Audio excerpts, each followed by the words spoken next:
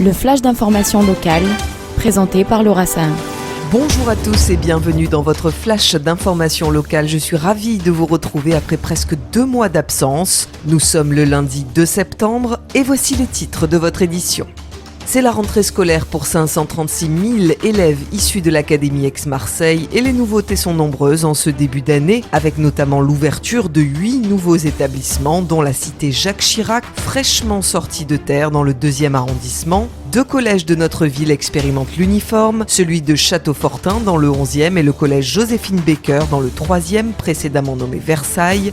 Les établissements privés sous contrat, notamment de la communauté, ont ouvert leurs portes dès la fin de la semaine dernière pour accueillir les jeunes Marseillaises et Marseillais.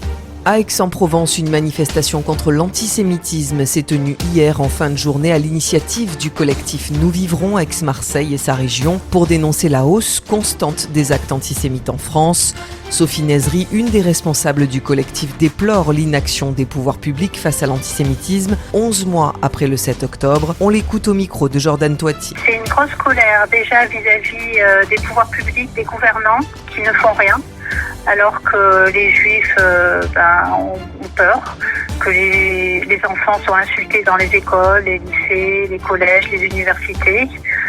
Les synagogues, elles sont taguées, on les incendie comme la synagogue de Rouen, de la Grande Motte. Alors qu'on est des citoyens, on est des républicains, on est des patriotes et on se retrouve seuls. Puis aussi vis-à-vis de la gauche, très en colère aussi vis-à-vis de ça, qui défendent une idéologie qui est contraire aux valeurs de gauche. Ils ont trahi les valeurs de la République en nous abandonnant. Et puis LFI nous a jetés en pâture, évidemment. Il y a un lien de cause à effet très clair entre ce qu'a fait LFI depuis 8 mois et ce qui s'est passé à la Grande Motte. Le centre communautaire de la Rose organisait hier la Iloula du Rav Avraham Mimoun. À cette occasion, Magali Barthès a recueilli les pensées émues du grand rabbin de Marseille, le Rav Réhouven Ouana. Écoutez-le. Vous avez bien vu le nombre de personnes, le monde, les hommes, les femmes, les jeunes, tous étaient là pour vivre ce moment de communion autour de la mémoire du Rav, qui a tellement marqué les esprits. L'idée que j'avais soumise au CA du consistoire, c'était de faire un Sefer Torah en sa mémoire. Donc on a fait appel à tous les enfants de la communauté à donner chacun de son argent de poche pour acquérir un verset du Sefer Torah. Et comme ça, des milliers d'enfants ont participé et qui a été intronisé dans une base militaire. Une des bases qui a été attaquée le 7 octobre, dont plusieurs victimes ont été malheureusement à déplorer sur cette base de Yad Mordechai. Ce Sefer Torah a été intronisé dans la synagogue de cette base militaire. En même temps que le Sefer Torah, puisque leur synagogue était très exiguë, nous avons décidé de faire appel aux généraux donateurs de la communauté et nous avons réussi à reconstruire leur synagogue. Et maintenant, il y a une synagogue qui porte le nom du Rav Mimoun, elle s'appelle Magen Avraham. On a introduit le Sefer Torah des enfants de la communauté de Marseille, qui est aussi en son nom. Ce qui fait que les enfants ont offert le Sefer Torah en sa mémoire et les adultes ont offert la bâtisse. Et évidemment, on ne peut qu'avoir une pensée pour le petit-fils du Rav. Cette synagogue s'appelle Magen Avraham et on a pensé aussi au nom du petit-fils du Rav, qui est donc un soldat qui est tombé dans cette malheureuse guerre. Elle porte symboliquement le nom de Magen Avraham, qui est à la fois le nom du grand-père et en même temps du petit-fils.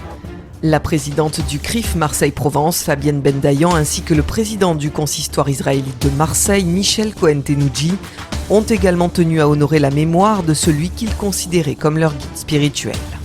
On célèbre aujourd'hui celui qui a été notre maître, notre père. C'est beaucoup d'émotions que de se retrouver ici en son honneur. J'ai eu la chance d'être très proche du Rav. J'ai énormément de souvenirs à ses côtés. Je garde en mémoire un homme profondément bon. La Torah pour lui, c'était avant tout l'amour du prochain. Et à Marseille, on a eu énormément de chance de l'avoir à nos côtés, énormément de chance de pouvoir compter sur lui. On a le sentiment qu'aujourd'hui, 2 ans sont passés, mais en réalité, c'est une éternité sans lui. Mais aujourd'hui, on a eu une belle simcha parce qu'il était dans la simcha et on a essayé aujourd'hui d'être à la hauteur de ses enseignements. Il y a un monde fou que peut-être je n'ai jamais vu, même du temps du Rav. Et ses enseignements sont toujours aussi forts. Et c'est sûr que le Rav sera irremplaçable. Tout ce qu'il nous a donné était quelque chose d'immense. Souvent, le Rav nous disait, tu vois, la Torah, c'est une Torah de vie, c'est une Torah de joie. Et si, quelquefois, il t'arrive de faire la Torah, mais que ça te fait souffrir, que tu n'arrives pas à respirer, c'est que tu t'es trompé, c'est pas la Torah que tu fais, c'est autre chose. Il nous a donné cette Torah de vie que je retrouve aujourd'hui parmi toute cette communauté juive qui est là présente ici à La Rose, où est entremêlée la tristesse et le manque de sa présence, mais aussi cette joie de se retrouver entre nous, cette hardout, cette unité qu'il nous a toujours enseignée.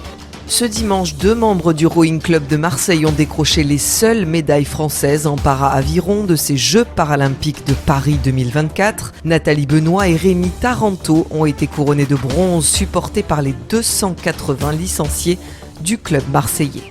En football, l'OM démarre bien sa saison, 2e victoire en 3 matchs pour les Marseillais. Analyse de notre journaliste sportif Jordan Toiti. L'OM confirme les promesses du début de saison. Après une victoire à l'extérieur et un match nul encourageant au Vélodrome en ce début de championnat, les hommes de Roberto De Zerbi se sont imposés 3-1 en terre toulousaine, un doublé de la recrue Mason Greenwood et un but du Brésilien Luis Enrique. Le coach italien reste lui très exigeant avec ses joueurs et veut pouvoir encore faire mieux.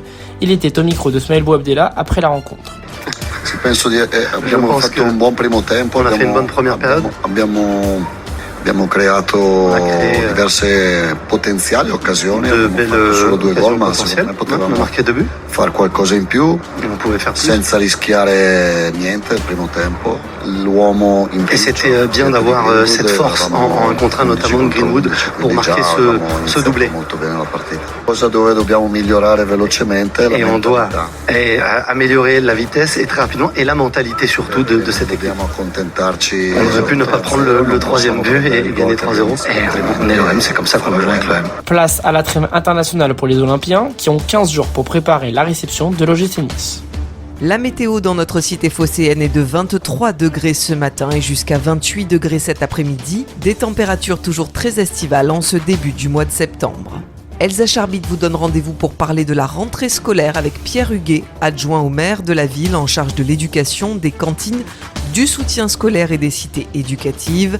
Ça se passe à 13h dans votre rendez-vous politique de la semaine sur le 90.5.